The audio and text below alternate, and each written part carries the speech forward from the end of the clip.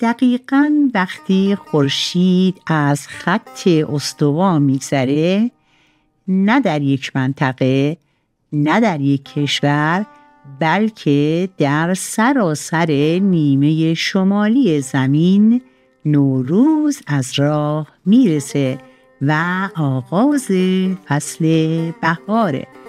دوستان سلام، امیدوارم که خوب باشید. سال نو بر همگی شما مبارک باد. من مریم امروز در کانال 1001 افسانه میخوام برای شما بیشتر به تاریخ نوروز و نمادهایی که در اون هست بپردازم. با من همراه باشید.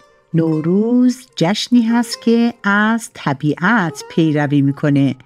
وقتی خود زمین زمان فرارسیدنش رو اعلام میکنه و نه اینکه ساعت خاصی برای اون در نظر گرفته باشن.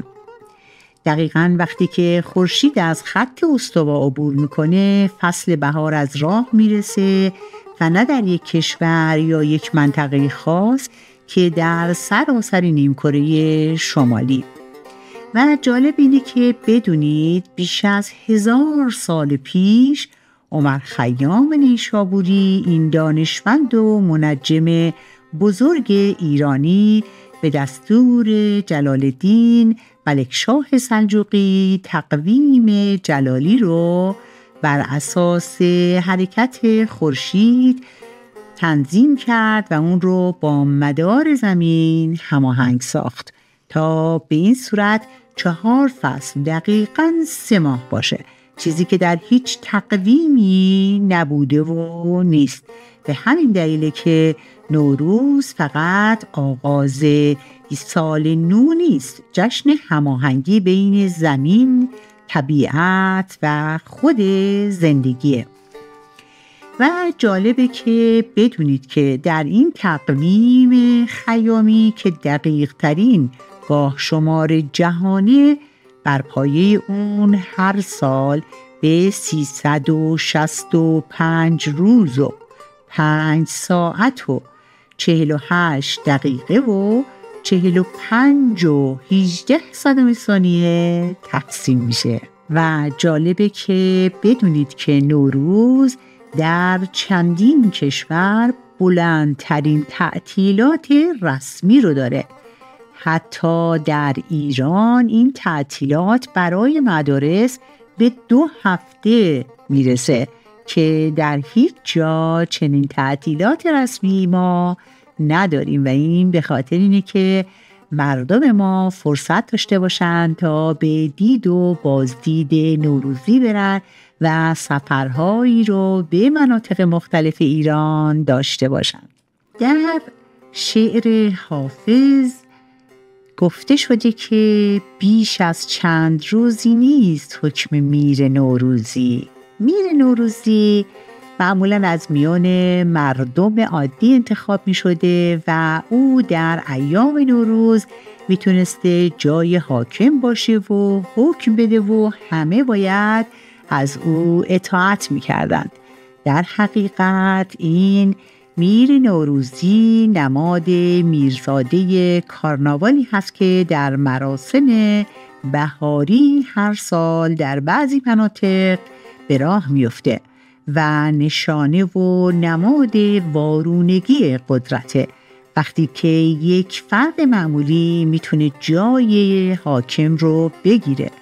ولی خب زمانش کوتاهه و پیام‌آور طنز و شادی و آشوب ناپایداری به منظور نوسازی.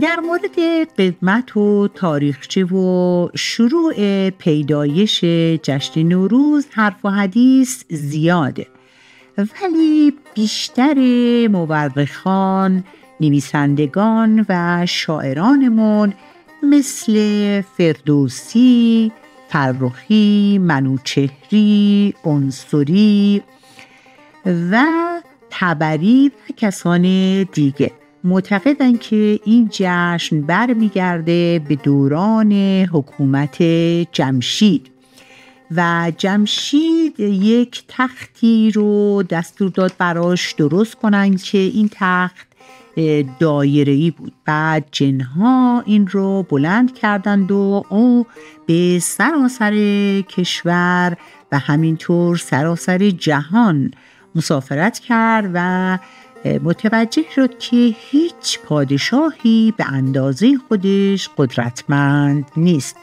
وقتی که برگشت اون روز رو روز نوروز نامید و خودش رو خداوندگار. جمشید معتقد بود که به شکرانه این که خداوند گرما و سرما و بیماری و مرگ رو از مردمان دور کرده جشن میگیره و در حقیقت سال روز به تخت نشستن اوست. ابوریحان بیرونی هم میگه که اون روز که روز تازه‌ای بود جمشید عید گرفت، گرچه که پیش از اون هم نوروز بزرگ و معظم بود.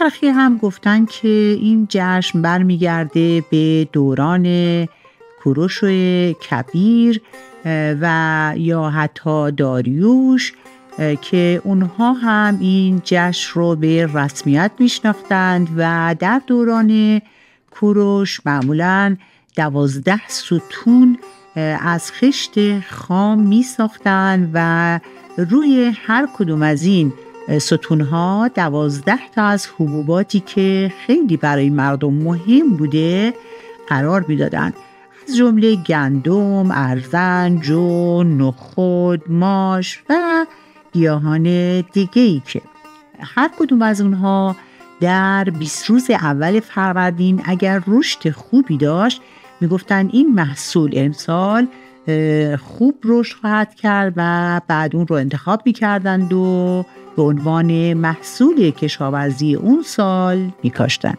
ضمناً نوروز عام داشتیم و نوروز خاص یا نوروز بزرگ و نوروز کوچک. در نوروز عام یا کوچک که از 1 تا 5 فروردین بوده عموم مردم، درباریان، نظامیان و همه اقشار مردم به دیدار پادشاه می‌رفتن و پادشاه به سخنان اونها گوش می‌کرده و اگر نیازی چیزی داشتن هم نیازشون رو برطرف می‌کرده.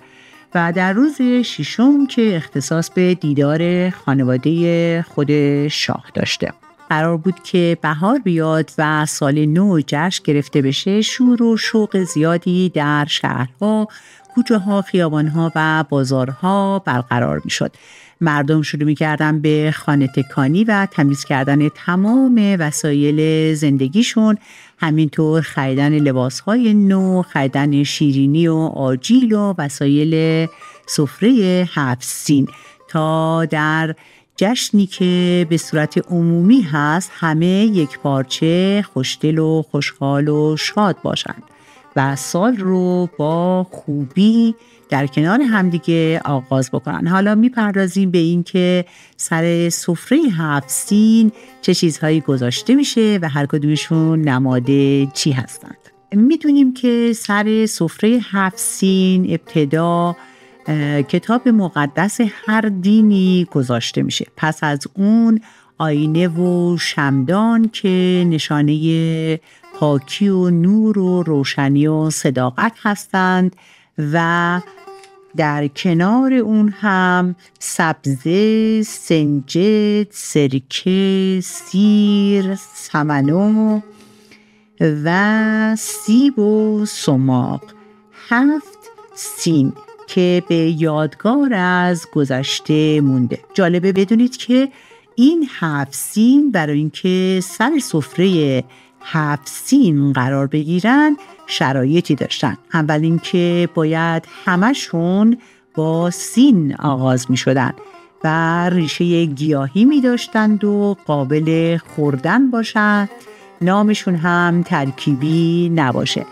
پس با توجه به این شرایط قرار دادن سکه در سر سفره 7 سین به عنوان یکی از سین ها اشتباه بوده و در گذشته نبوده، اگرم که رسم شده در سالهای اخیر و اگر بخوایم که این رسم رو حفظ کنیم باید سکه رو ازش حذف کنیم. برای اینکه هر کدوم از اینها نماد چی هستند صحبت‌های مختلفی شده، اما در هر حالت سبزه پیوند انسان و طبیعت هست. سنجد دلبستگی و فرشته خرداد، سرکه نمادی از جاودانگی و خدای امرداد، سمنو نشانه خاروبار هست و فرشته شهریوره، سیب هم فرشته پاکی نشانه زن و باربری، سماق نماد باران و خدای بهمن و سیر نماد اهورامزدا. گفته شده به جای 7 سین ما 7 شین، 7 میم و 7 چین داشتیم. در مورد 7 چین گفتن که 7 تا غذا در 7 ظرف چیده می شده که بهش گفتن 7 چین. در مورد 7 میم هم مرغ و ماهی و ماست و مویز و چیزایی از این قبیل که با میم شروع شده گفتن سر سفره میذاشتن که حالا میگن فقط در بوشهر گذاشته میشه. و در مورد 7 شین که شمع و شیرینی و شهد یعنی عسل که واژه عربیه، شمشاد، شقایق، شاخ نبات و شراب که این هم واژه عربیه. اگر ما بخوام 7 شین رو به عنوان عناصر سفره جشن سال نو به حساب بیاریم، خب تکلیف اون دو واژه عربی چی میشه؟ پس به نظر میرسه که این هم چندان اصالتی نداره و همون 7 سین اعتبار بیشتری داره.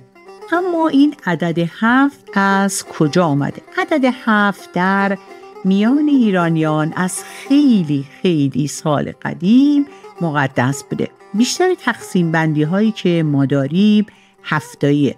مثلا گفته شده 7 کشور، 7 اقلیم، 7 رنگ رنگین کمان، 7 بر و 7 بحر یا 7 دریا و 7 خشکی، 7 آسمان و حالا این 7 سین هم از اینجا اومده. اما 7 امشاسپندان.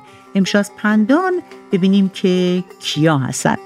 7 تا امشاسپندان مقدس داریم، یعنی امشاسپند داریم که حالا جمع بسته میشه امشاسپندان: اهورامزدا، وهومن، اردیبهشت، شهریور، سپندارمزد، خرداد، امرداد یا امرتاد. ببینیم هر کدوم از اینها چی هست.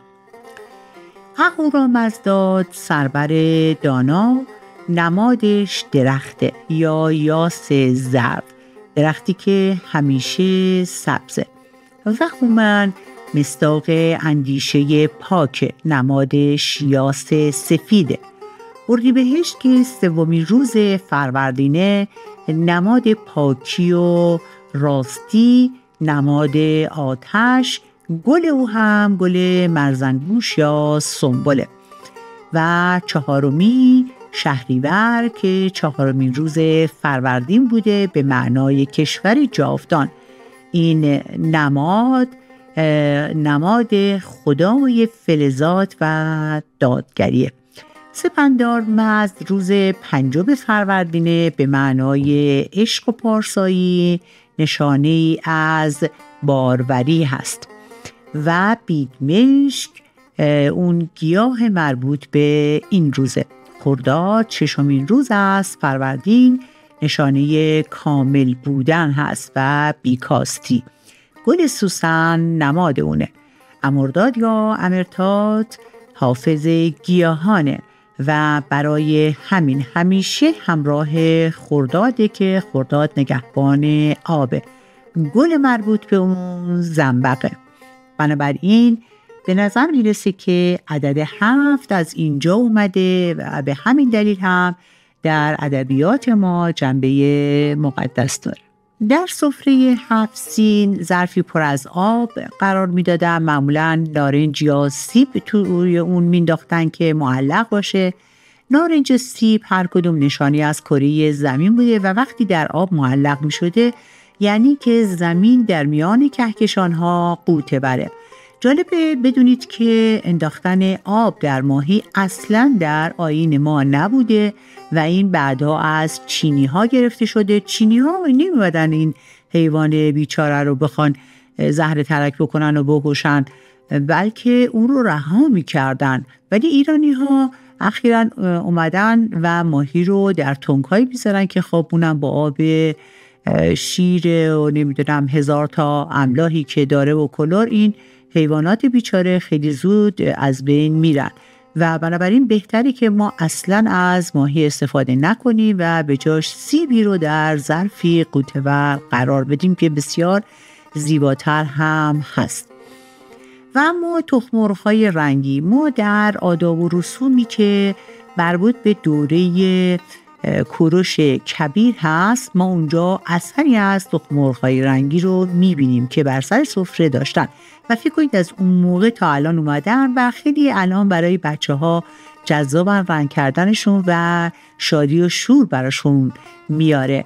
و این تخم‌مرغ‌های رنگی نشانه اقوام مختلف ایران هست و همدلی نژادها رو میرسونه. شاید همون شعر سعدی که بنی آدم اعضای یک دیگرند که در آفرینش یک پیکرند.